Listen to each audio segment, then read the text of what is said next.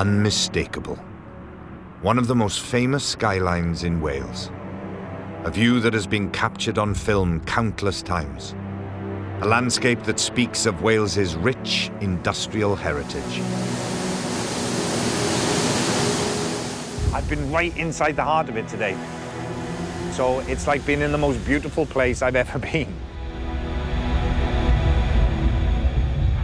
But the steelworks is under threat, with hundreds of jobs already lost. I've just been made redundant.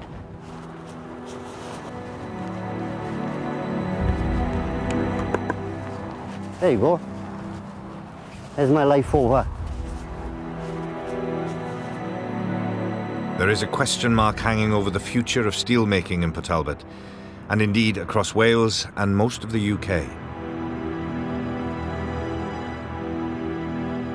It does feel like your whole world is collapsing around you and there's nothing you can do. Watching the despair on my husband's face, knowing I can't do anything about it. Just living in limbo at the moment, that's the killer. I've been following the fate of the steelworks for months, meeting workers and those affected in the wider community. What's the atmosphere been like over the last few months? It's been pretty bad, and our business this long year are exceptionally worried. So how did it get to this? And what can be done to help save it? I was brought up in this town. I know what it means for the steelworks to be right there at the heart of all your comings and goings. The two feed off each other. The steelworks is the town and the town is the steelworks. I can't imagine what life would be like here without it.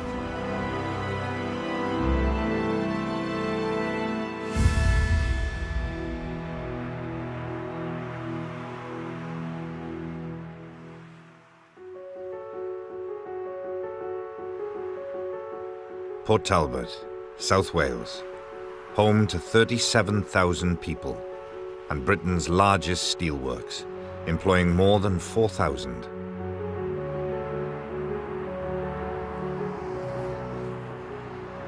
Anyone who's grown up in Port Talbot has grown up with the steelworks. The light that never goes out, the clouds that billow out of the chimneys and stacks. In fact, when I was a boy, I thought that's where clouds came from.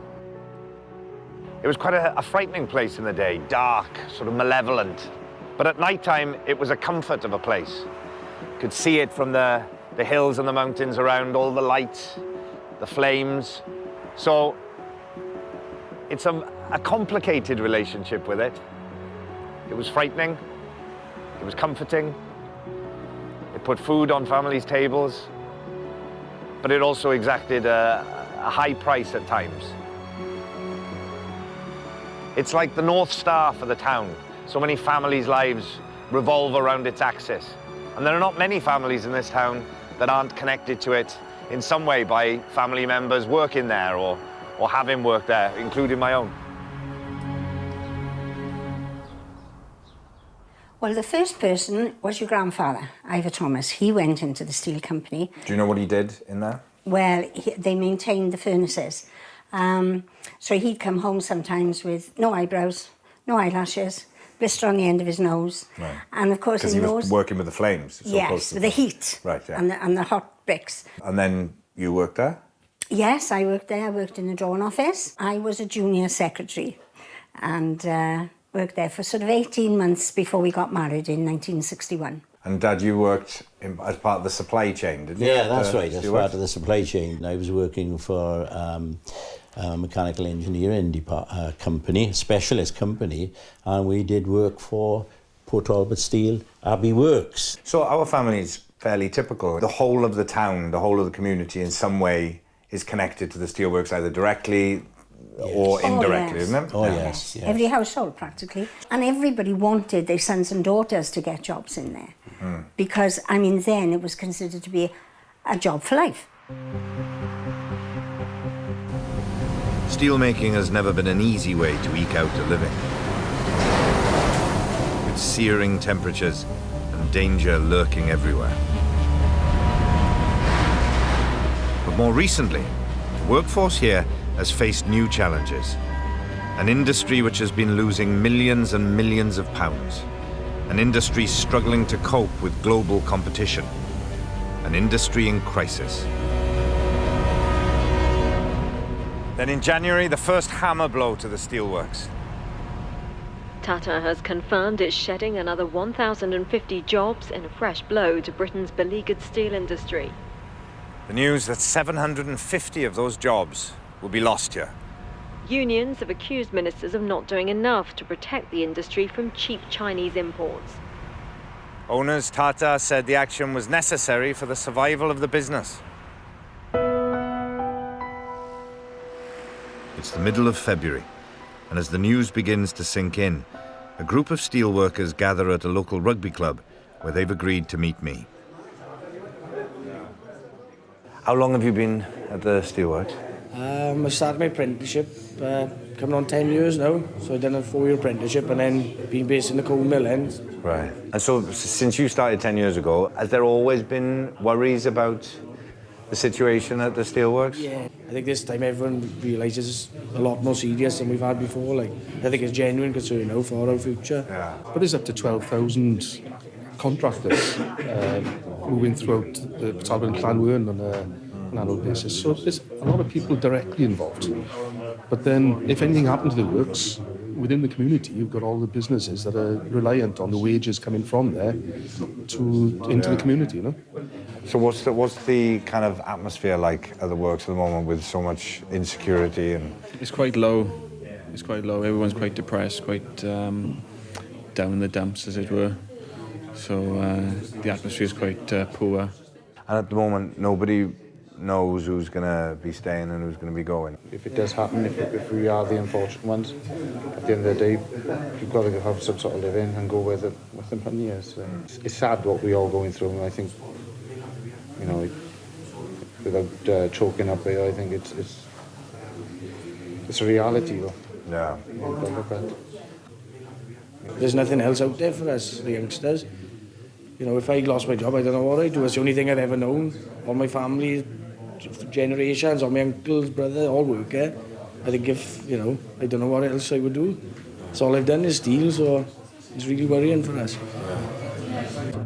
Two of the workers, father and son, Nigel and Scott, invite us back to their home. They live in Pontardawe. The Bowdens are a proud steel-making family. 90-year-old Cyril, Scott is 28, and Nigel, who's 54. It's a bit after, probably, but... Bit after. I remember starting ever. I remember first day in the works, walking in all the big machinery and all the cranes going overhead. It was quite frightening. Nigel and Julie were married in 1984, 6 years after he joined the steelworks. See that was in the wind. You see the steelworks over there? Yeah, see all the smoke in there? Scott followed in his family's footsteps and got a job at Port Talbot when his son Thomas was a year old. Would you like to work in there one day? Yeah? Between them, Scott, Nigel and Cyril have clocked up 77 years in the steel industry. I can't see it closing entirely. I just can't see that at Port Talbot. If it did, it would be desolate, wouldn't it? Yeah. You know, obviously. They might get married. Scott and Nigel now have to wait until March to find out if they're one of the 750 who will be losing their jobs from Port Talbot. I just turned 54 last month.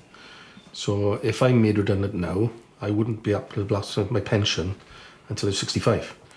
So I'd have to last 11 years with no income, just the redundancy payment, whatever that's going to be. So it's a big worry for me at the moment, in that respect.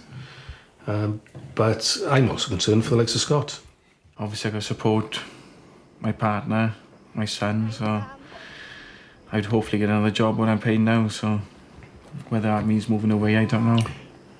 Hopefully not, as my family's here.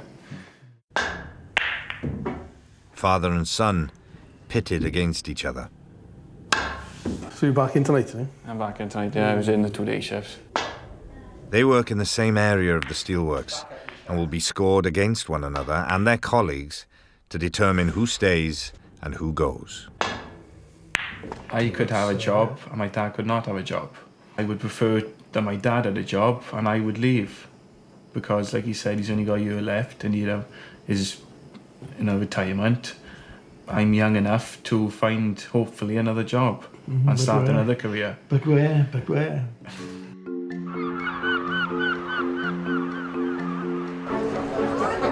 Workers and their unions have started to fight back. A campaign to save the steelworks has begun.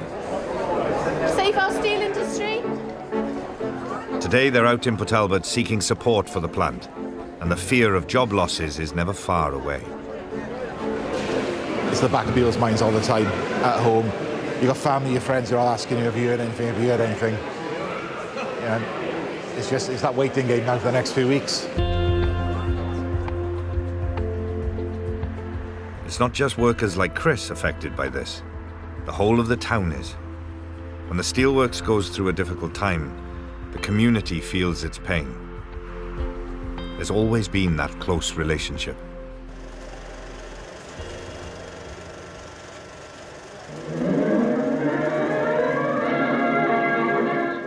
The Chancellor of the Exchequer, Mr. Gateskill, had come here to Port Talbot in Glamorgan to set into motion with the flick of a lever the latest addition to the Abbey Steelworks at Margate, the largest plant of its kind in Europe. Port Talbot Steelworks was originally called the Abbey Works and was opened in its current form in 1951. The Abbey Works was not just of local or Welsh significance, it was a part of Britain's programme of reconstruction of its economy after the war. And there was a big consumer boom in the 1950s. People wanted to make cars and domestic appliances, so demand for sheet steel was going through the roof. The 50s and 60s in Port Talbot were years of real prosperity. You know, it was renowned as somewhere that had a casino, it had sort of social clubs. The first casino in industrial Britain was opened in Port Talbot. Here, the steelworkers are the best paid in Britain. They live higher in a style not normally associated with the Welsh, although their music is also sung by a Welshman, Tom Jones.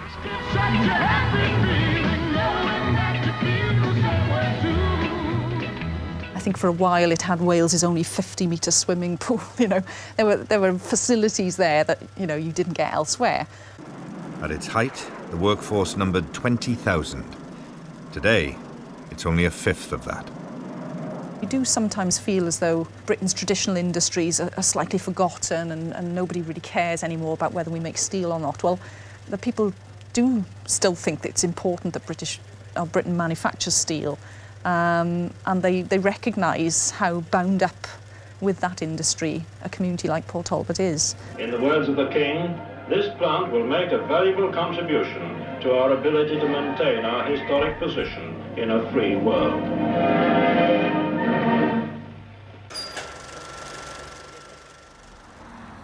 Growing up, the steelworks played a huge part in my life. Always there, in the background. But I've never been inside before. Until now.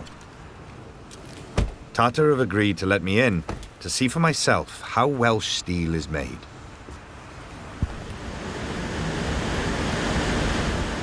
Yet another personal tie to the steelworks for me.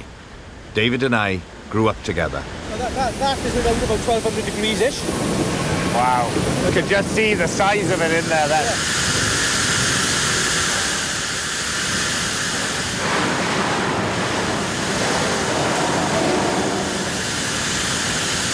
It's going to keep on reducing the thickness down. As that gets thinner and thinner, the bar gets longer and longer then, and ready for the next part of the process. That looks incredible. It just looks like something out of another world, doesn't it? Oh, here we go.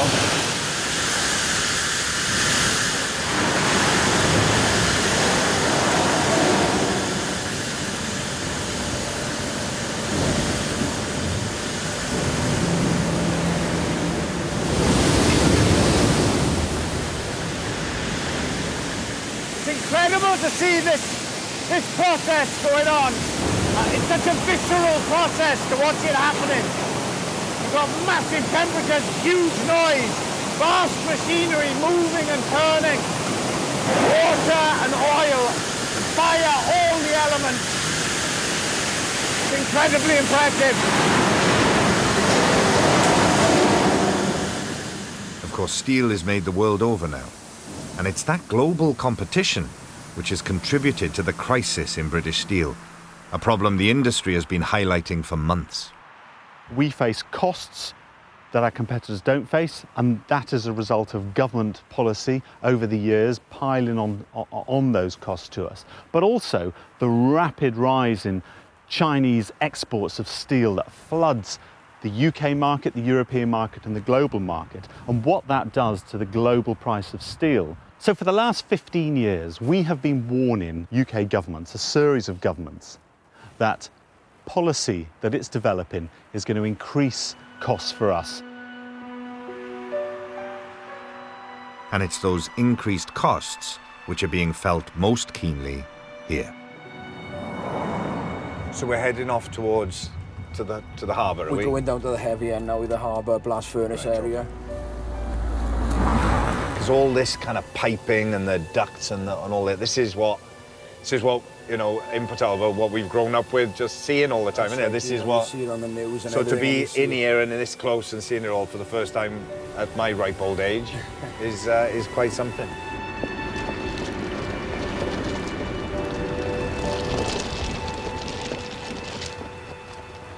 The boats will wait out there until they're ready to come in, come into the harbour, and they'll get offloaded by one of the unloaders, go onto the conveyor belts then, and they'll distribute the raw materials or whatever across the plant. So that's the raw materials coming off there and then coming along that conveyor belt and then taken over to the cocoa. That's right. It's just miles and miles of conveyor belts running around the plant.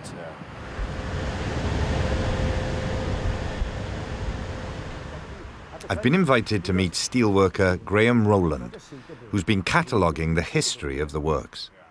They were smelting on here during the 12th century, which is quite unique. This is the only steelworks in the world, I would say, that goes back that far. It still has a steelworks on it. So in the 12th century, there were monks. There were monks smelting here. Smelting. Is that the? Yes, that's the coils. Is that the Abbey Wall? That's the Abbey Wall, yes. The myth is if the wall falls down, the works closes. Right. So. So is there about 20 steel workers standing around it constantly at the moment? Funny enough, we do do a little bit of work now and again. Now and again. To make sure it's Sure. yeah. We should get a good view now of the blast furnace tapping off. That's the iron now being produced, going into the torpedo. Right. So it's coming out of the blast furnace, going into the top.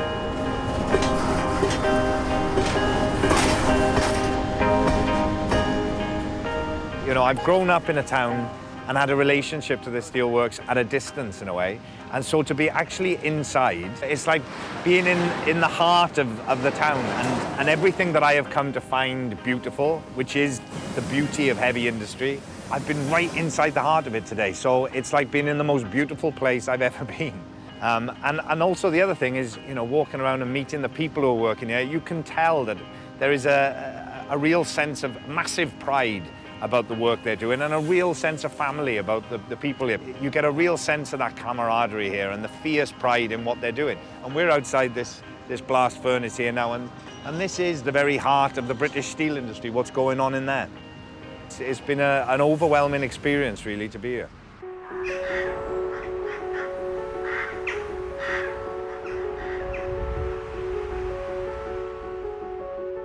It's mid-March, and it's D-Day for many of the workers here. 2 months ago, the bombshell dropped that 750 jobs would have to be lost from the steelworks. And right at this very moment, inside there, individuals are learning their fate if they do or don't have a job working for Tata Steel. This is a week that will shape the lives of many families in Port Talbot and the surrounding area.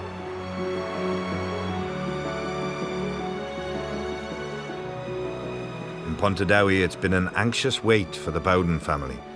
Today, Nigel and Scott learn their fate at Tata. So I know today you were both finding out about the status of your jobs at the steelworks, so what was the news? Thankfully, I'm safe. I found out this morning, I went down to the steelworks about 9:20, and it was literally within 30 seconds it was all done. It's the waiting's over now. And what about you, Nigel? Fortunately, I'm safe as well. So we're both still in the same department. What's the feeling about the overall picture for the steelworks? I think people are still very disappointed in the fact that there's nothing seems to be done to help the industry. If the government don't do something to help the steel industry soon, then I don't know how long this will last. I've been there 38 years now, and I've never felt as insecure as I do now, even having had a letter to say that I've still got a job. Nigel and Scott are safe, for now, but other workers have not been so fortunate.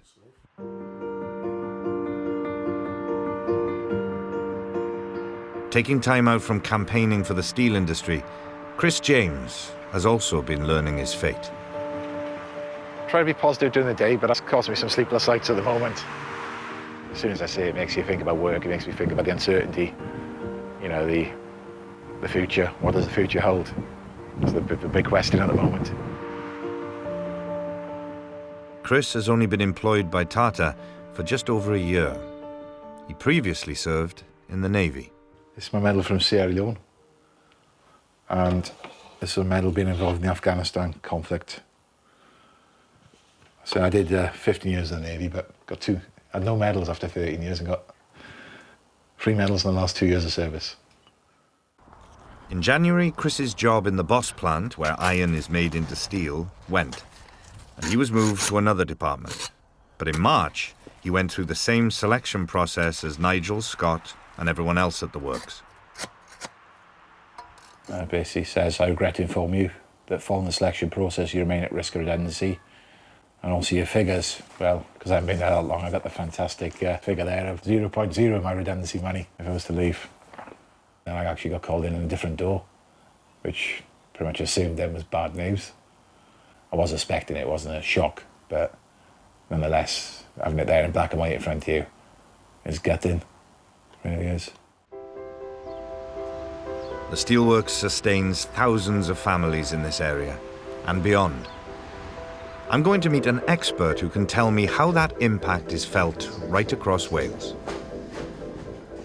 What would you say is the kind of the significance of it for the Welsh economy today? Well, I think the first thing is there aren't many jobs like steel left. So somewhere like Tata will pay everybody double the minimum wage. And every one of those workers will be making hundreds of thousands of pounds worth of steel. And for every single job within Tata, there was another job and a quarter throughout the rest of the Welsh economy. Now, that's a very, very high number in terms of supply chains, the wage spending of those workers. So with 750 jobs going from here at Tata in Port Talbot, what do you imagine the impact will be for Port Talbot, but also the South Wales economy? Well, I think the first thing is, you will lose significant wages in the local economy, so there will be, both in the supply chain for Tata itself and in the businesses supported by those wages, the plumbers, the electricians, the coffee shops, the hotels, and so on. There will be significant belt tightening. The problem is now, I think, there's a longer-term question about confidence and about what places like Port Talbot will look like in the longer term. By the end of March, fears about the future of Port Talbot were growing. It became clear that it wasn't just the fate of 750 jobs that were at stake. It could be the entire future of the steelworks here in Port Talbot. It's been reportedly losing up to £1 million a day, and there are fears that a rescue package could be rejected by the Tata board. Alan Coombs is packing to go to Mumbai, where Tata's headquarters are based, to try to convince them to accept a rescue package to save the steelworks. I want to go to Mumbai to speak to members of the board, to ask them to have faith in the plan that we put together in Port Talbot. Alan has worked in the steelworks since he was 16. He's now a union boss there. What I'm hoping that if people have got a view and it's not positive for Port Talbot, we can help change their minds as well by having a presence there and them understanding that there's families involved in this, not just this works that closes and everything's going to carry on as normal. As you talk to anybody in Port Talbot, I don't think anybody think they'll carry on as normal if the works closes.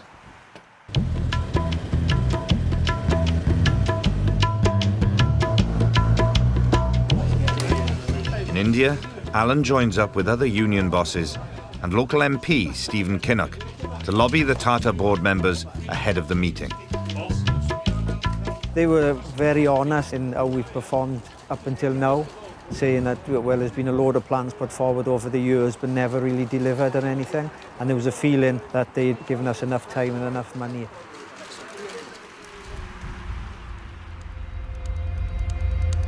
Then the news that no one in Port Talbot was expecting. The top news story on 5 Live this hour. Tata Steel plans to sell its entire UK business, putting the jobs of thousands of workers at risk, including 4,000 at Port Talbot. It's understood the government hasn't ruled out direct state involvement to try to save the British arm of Tata Steel.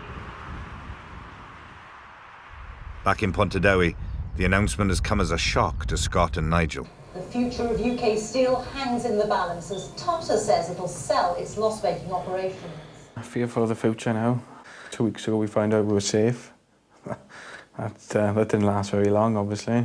It's obviously irrelevant now. So it's just looking out, well, it just doesn't look very bright, does it? The future doesn't look bright. Tata can't turn it around, and they're a massive company. You know, who's going to buy it?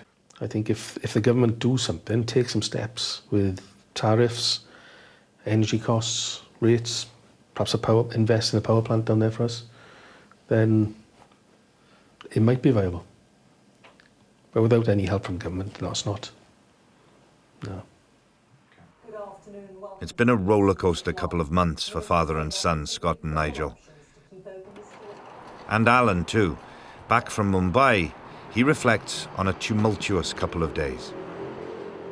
I tried to put my own feelings, all right, on the back burner, so to speak, but at the end of the day, I'm the same as everybody else. I got a mortgage, I got 3 kids, you know, you think about what am I going to do? Come home last night, I'm lying on a bed 12 o'clock, and Isabel, my eldest girl, is saying, what are we going to do for a job, Dad, now if this closes?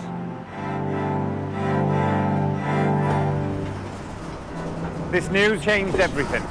It was bad enough that 750 jobs were going to be lost from the steelworks and from the local community. But now the place is fighting for its very survival. The political heat is on. Business Secretary Sajid Javid pays his first visit to Port Talbot. After criticism, he was in Australia at the time of the crucial board meeting in Mumbai. In your words, have we got an industry? Have we got an industry? I say the industry is absolutely vital to the future of the UK industrial sector.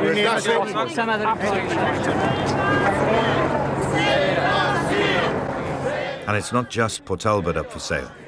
Tata's UK business includes smaller plants in Llanwern, Llanelli and Shotton. They're all under threat. Within days, the business secretary pays another visit to Port Talbot. This time, he meets with union representatives. It's a million miles away from where we've been with the announcement of just everything's up for sale and things looking pretty gloomy. Now we're trying to concentrate on the positive side of things and hopefully now to get a buyer in. So it's a bit of a roller coaster ride at the moment, isn't it? There's a lot of downs and a lot of ups as well. So it's when your emotions are stretched that so far in both directions, it does become a bit difficult. As we're filming outside the Port Talbot plant, we're approached by a worker. I want you to give this to David Cameron and tell him to wear it with pride, because I can't, because I've just been made redundant. 10 years of my life down the drain. How do I explain to my 4 children and my wife, like, you know, that I no longer work? How do you survive? I'm 55 this week. Do you think somebody's going to give me a job, like, you know, at the age of 55? I don't know what to do. I don't know what the next step is, like, you know, in my life. You know? That's what I'll do.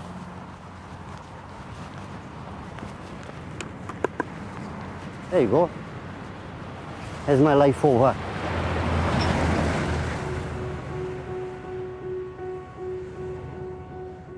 Peter, who was a contractor at Tata for 10 years driving large industrial vehicles, invites us to his home in Neath.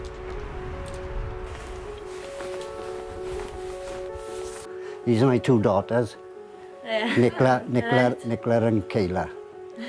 And Yeah. so I've been made redundant, right, so I'm out of work. I can't get it around my head at the moment, like what's just happened, Yeah. do you know what I mean? I'm going to run 2 cars now, a house. Yeah, exactly. I know I have my grandchildren, Kayla, you, the 2 boys. What do you do, like, you know? Devastating. But there we are, love. Never mind, never mind. Hopefully things will happen. Yeah. Everything's also changed for Chris and his wife Sian. They both hoped he would be at the plant for the rest of his working life. It does feel like your whole world is collapsing around you and there's nothing you can do. Watching the despair on my husband's face, knowing I can't do anything about it, it leads then into questions, you know, him questioning himself, questioning why he was deselected, why him. Chris is hoping there might be another job at the steelworks he could be moved into. But while he waits, he's been told he finishes his employment with Tata at the end of May. We can't plan anything at the moment, that's the frustrating part as well. So everything's just on hold. We're looking next year, hopefully, later on this year to get a mortgage. But that's just pie in the sky now. But don't know when we'll be in a position like this ever again. There are no good employers out there anymore that pay a decent wage. People can look at us and think, oh, well, they're a young couple, we haven't got small children, so it's not going to impact on them that much. Well, it will impact on us. It's going to turn our lives upside down. But it's this living in limbo at the moment, that's the killer.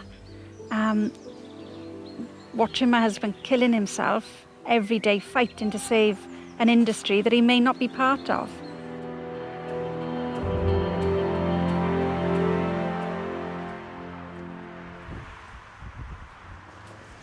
Tata directly employs 4,100 people at its Port Talbot site, and thousands more are employed as contractors.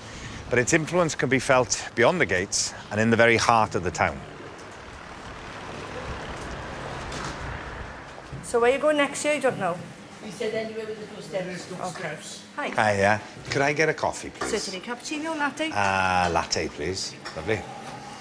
Business is down, it's definitely down, particularly the takeaway aspect of the business, because we get a lot of people coming to the back door where people don't see the general, the running of the... Right. Which is steel workers, basically. Oh, really? Yeah. So, that's down, and people are afraid. They're afraid they're not going to have the money next month or the month after, so they're going to start cutting down. What's the atmosphere been like over the last few months? It's been pretty bad, and our business this long year exceptionally worried. Myself, because of the business, my husband's job, he's in the works. Oh, your husband works there? Yeah, he works in the works, so for me it's two incomes lost. Yeah.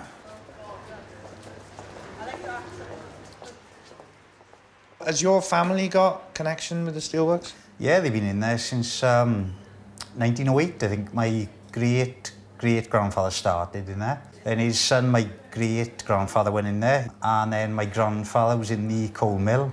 My father's in there and my uncle. Your father's there now? My father and my uncle are both in there now, yeah. And I nearly went in there. But to be honest, it's lucky I didn't, the way it's going in there. Who knows what way it's going to go. Yeah. A lot of customers are worried about their jobs. Yeah. Heck of a lot of customers. What are the sort of different feelings that you've heard people expressing? There's a lot of uncertainty. If that goes, it's the town going. That's literally built the town. It's built Sandfields Estate. It's built all the surrounding areas. A massive amount of people living and working in the town, working there and rely on it. Most people in the town, if they don't actually work in the steelworks themselves, have a relative or a friend or neighbour that has some kind of connection to it. But it doesn't just provide jobs here. It's part of the very essence, the fabric of the town. It's what makes Port Talbot, and it has done for generations.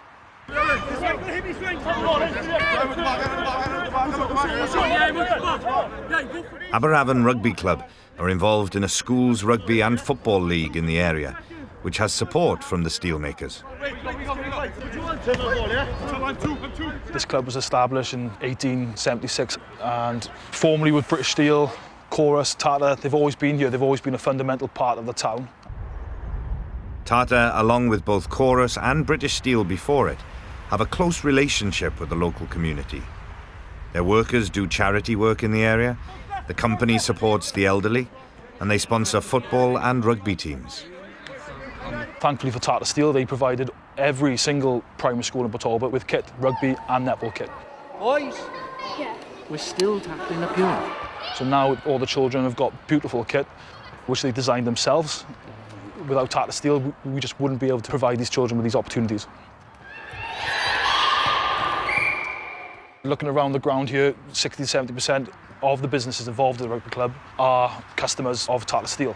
And that's how big the involvement is with these organisations in the area.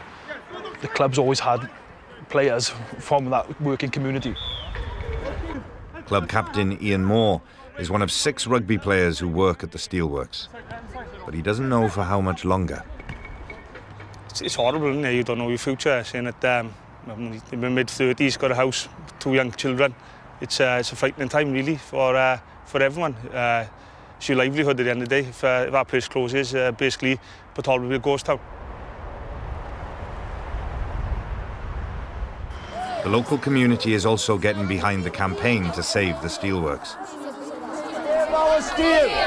Today, Alan's watching his daughter play football. Call her Mill. Call her Mill.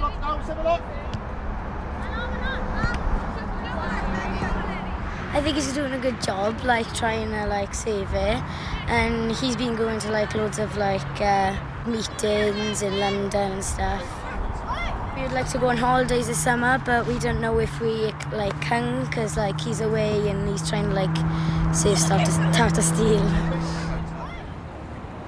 It's the beginning of April, and Alan and his fellow workers are doing their best to keep their campaign in the public eye.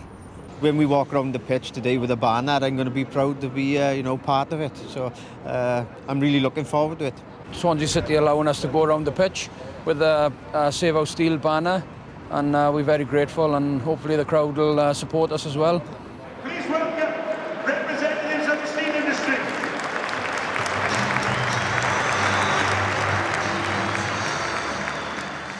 It was amazing. Hairs on the back of your neck are standing up. It was emotional walking out onto the pitch with a standing ovation from the Swansea supporters and the Chelsea supporters. The policemen, all the players were clapping us, ground staff wishing us well. It was absolutely amazing. Can't thank them enough. Really shows spirit. The community's on our side. This pushes us now ready for Monday, back in work, and keep the fight going. Gives us a lift. It's unbelievable.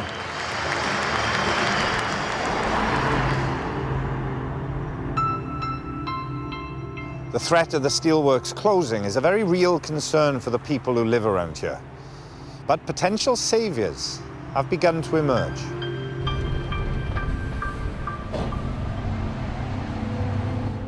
The first to declare an interest was Liberty Steel, which has a base in Newport. The boss is Sanjeev Gupta, who had admitted his plans to take over Tata were written on the back of an envelope. But he's now a serious contender. I've spent the last few weeks endlessly working at this. I'm doing, literally nothing else. We work 16, 18 hours days every single day. We've amassed an amazing team, both internally and externally, and we've been working very, very, very hard. At that stage, Mr. Gupta's plans did not include the iconic blast furnaces at Port Talbot. They would be replaced with electric arc furnaces, which use scrap steel. He insisted jobs wouldn't be lost as a result. An arc furnace process or a scrap processing furnace actually is more job intensive than a blast furnace process, because a blast furnace process, if you can imagine, is fairly automated, whereas in scrap processing there's a lot of manual element. So it is at least the same number of jobs, generally speaking. Okay, excellent. Thank you very much indeed. Appreciate your help. Thanks, Emma. Bye. Bye. But Alan is hoping that the successful buyer will keep the blast furnaces and steelmaking at Port Talbot. When you get people like Liberty saying about arc furnaces and that, I think I can understand where they're coming from, but they need to look at the bigger picture, and they need to understand more about the process and more about what the opportunities are. So I'll never say never, you don't know. To be here in any shape or form will be a plus, but obviously everybody wants it to be exactly the same as it is now. Alan's off to meet with the head of Tata at Port Talbot to discuss a proposed management buyout. Within days, it's confirmed that local businessmen are backing this proposal, led by Tata boss Stuart Wilkie. We have a very good plan, a plan that consists of 680 elements, fully backed by the trade unions, the workforce and the management within the business. It's essentially the same plan rejected by the board of Tata in Mumbai at the end of March. Steelworkers Scott and Nigel, with their partners Lisa and Julie, are unclear if they are being asked to invest in the plan. Well, there's rumours going about, £10,000 each, but if some people can't afford £10,000 No, each. people haven't got £10,000. No, and you would expect them to give you an investment back, like shares. Yeah. You know? Do you feel like there's any more security now? Nobody feels safe because you don't know if anyone will buy it or if it will succeed. But it's more optimistic that... And even if they do, there might be redundancies anyway. Even Might be, yeah. Might be more redundancies, but I think more people is more optimistic there now that something could happen. The UK government said it would be willing to take a 25% stake in any rescue of Tata's UK operations. And the Welsh government has pledged £60 million. What can the Welsh government actually do to help?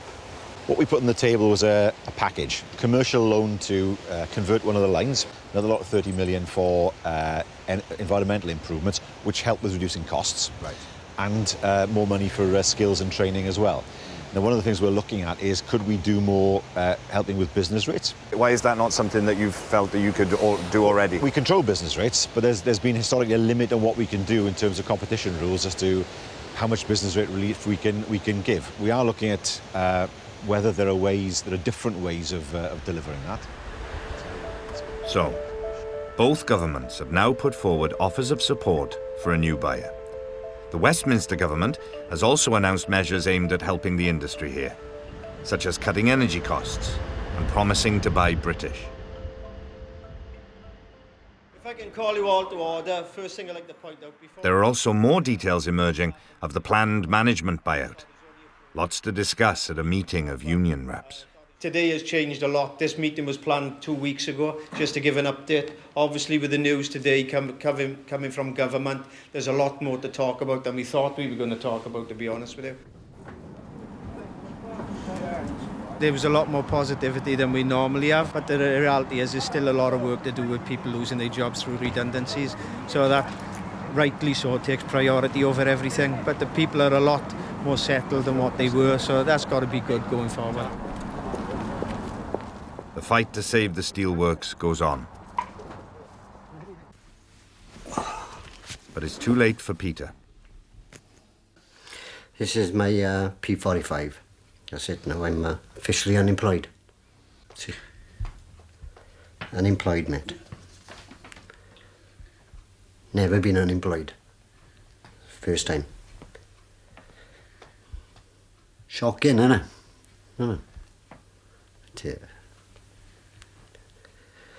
Right, where do I go from here?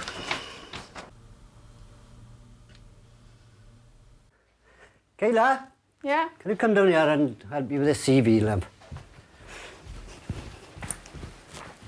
Do you look at that one? Nice. 10 years in the steelworks. Before that, I worked in Morrison's for 2 years. Before that, I was a house husband, bringing you up for 5 years. And before that, I worked in Sony for 10 years. Because I'm a driver, a plant driver, that's what I do, like, you know. I drive plant and I use machines, like. I mean, they probably want to know what I've done in the steelworks. I mean, I got all these licenses. I suppose I'll be something to put on there, like, oh, yeah. But Peter's licenses are no good to him. They cannot be used outside the steelworks.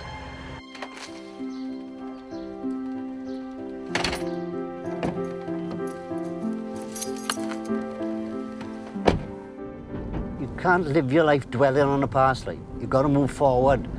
And the sooner I get these licenses, the quicker I can get a job and the quicker I can move forward, you know what I mean? For the sake of me and my family. Hiya, good morning, how can I help you? I got an appointment with John Park. Okay, if you take a seat just there, I'll let him know that you're here. Thanks, sir.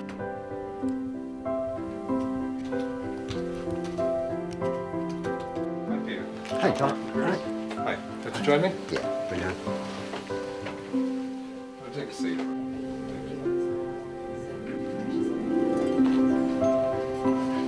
He's offered me £1,500 for various licences, so I can get 3 or 4 licences out of that. And I was quite surprised that the tickets only take a fortnight. So I could be in work within a month. Yes.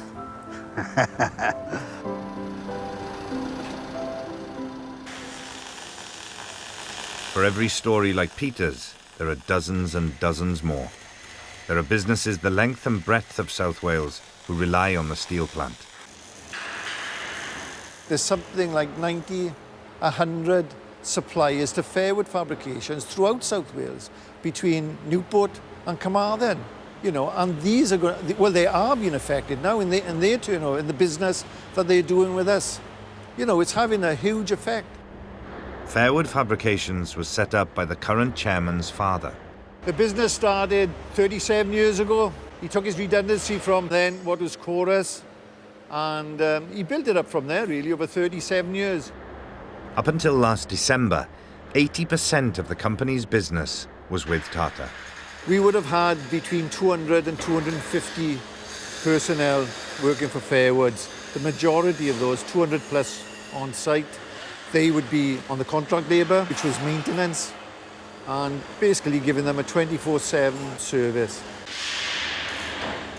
We've lost virtually all our work in Tata, and we've lost something like over 100 employees. We're now working at 90 people.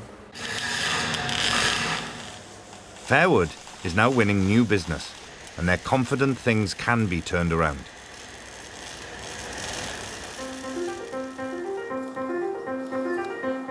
Early morning, and Chris is joining up with other steelworkers in Port Talbot. We're just about to get the bus coming in now, any minute now. Make our mark on London. What do we want out of today? The first one is Tata, they've got to be responsible sellers and make sure they're doing the right thing. And the second one is about putting pressure on the government to have a proper industrial strategy going forward. They're heading off for a rally and joining steelworkers from across Britain for a march on Parliament.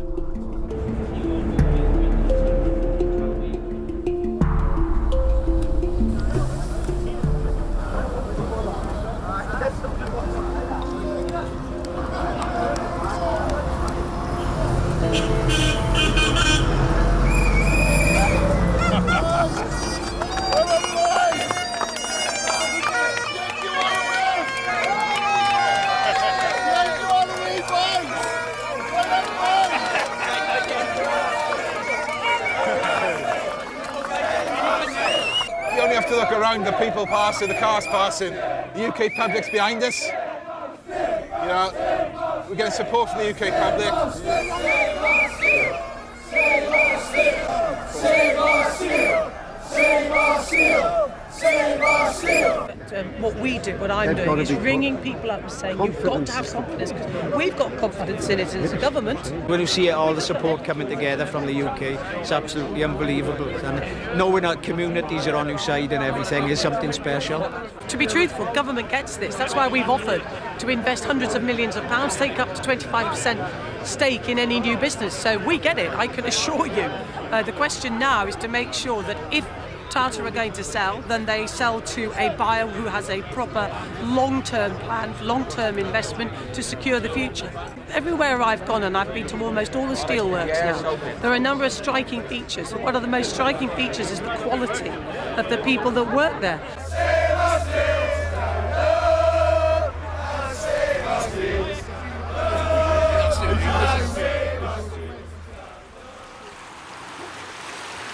Whilst political parties agree they want to save Port Talbot, they say big changes will be necessary. So what's the future for the steelworks here in Port Talbot? Do you think and for the steel industry generally in Britain? How can it move forward in a healthy, positive way? The challenge is to make sure you're not producing steel that's been produced all over the world. If you do that, you're competing with people whose costs are lower. So how do you get around that? You invest in facilities where the quality is better, and then, of course, you can make sure you can pay your people more.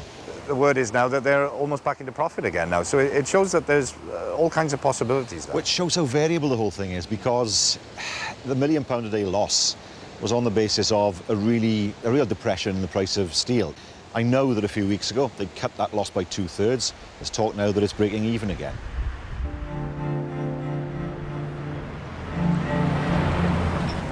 For any prospective buyer of Tata's steel business, there's one massive hurdle to overcome: pensions. It's very much in the minds of steelworkers like Nigel, who had hoped to retire next year. Everyone's saying that the big stumbling block could be the pensions, the That's right. deficit. Everyone's goal working down there was to have a job for life, then to retire at 60 with a nice pension. But obviously that's changed. My plan at the moment is to get to retire at some point with a pension. But if that pension fund is taken away, then I'll probably be there till I'm 65, not 60, and have a much smaller pension then. Workers could face cuts in their pensions as the company faces a deficit of £700 million. Now, the UK government has announced a month-long consultation into the scheme, which goes back to the days of the old British Steel. Well, one thing is sure, the future of this town and this community is completely tied up with what happens to this steelworks. Not just economically, but in terms of this town's identity, who this town is, who these people are.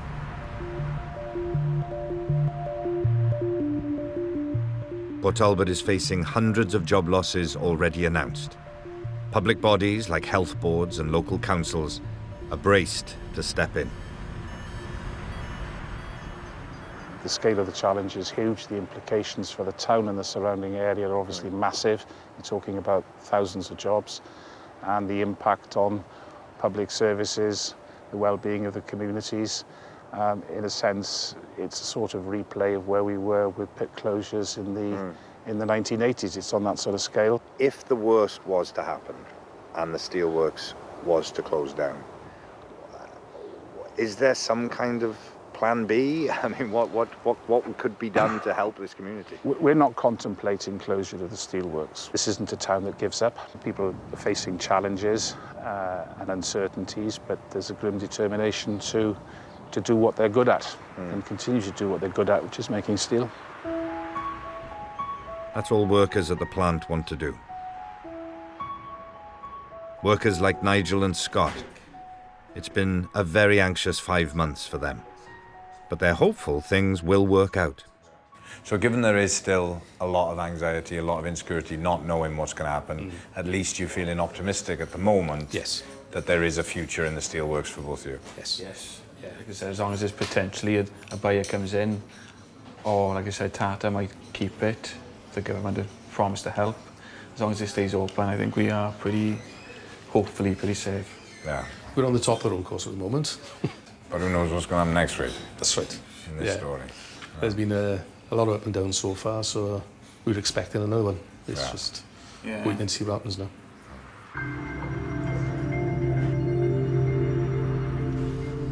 It's not been plain sailing for Peter either.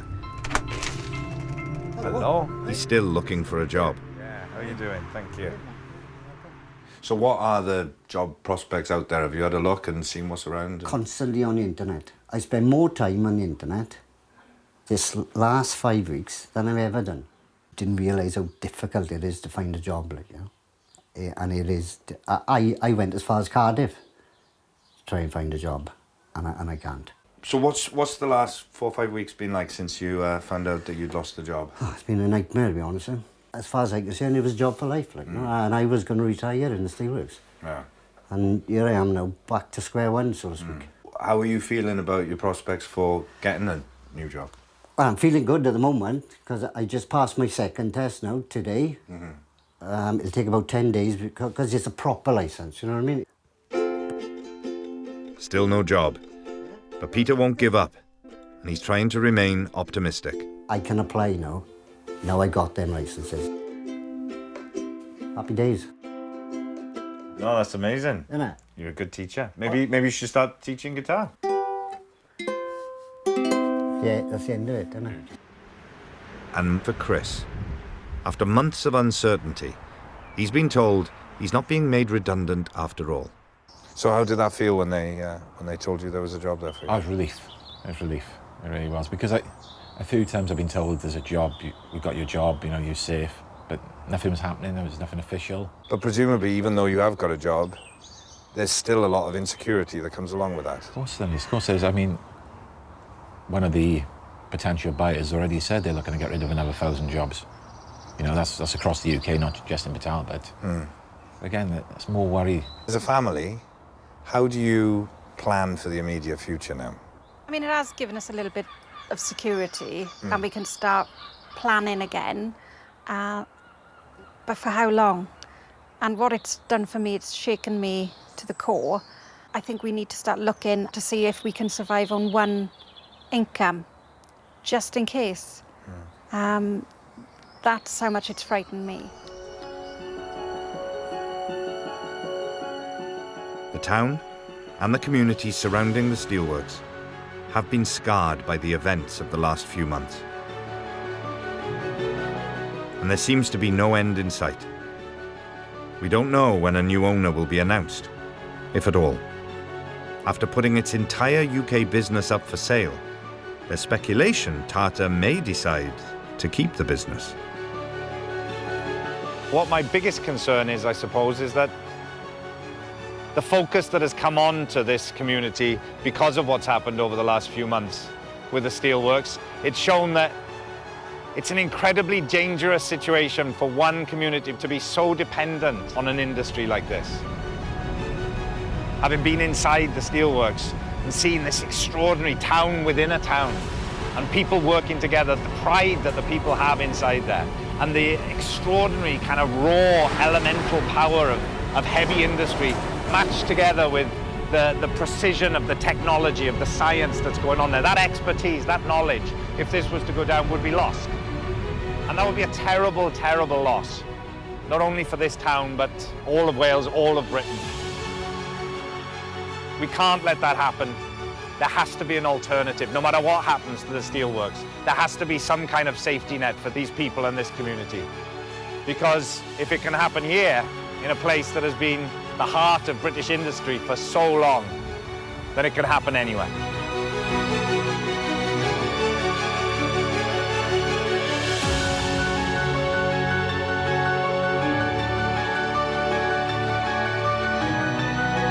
How would you react if diagnosed with cancer? Next on BBC One Wales, meet more people living with the big C.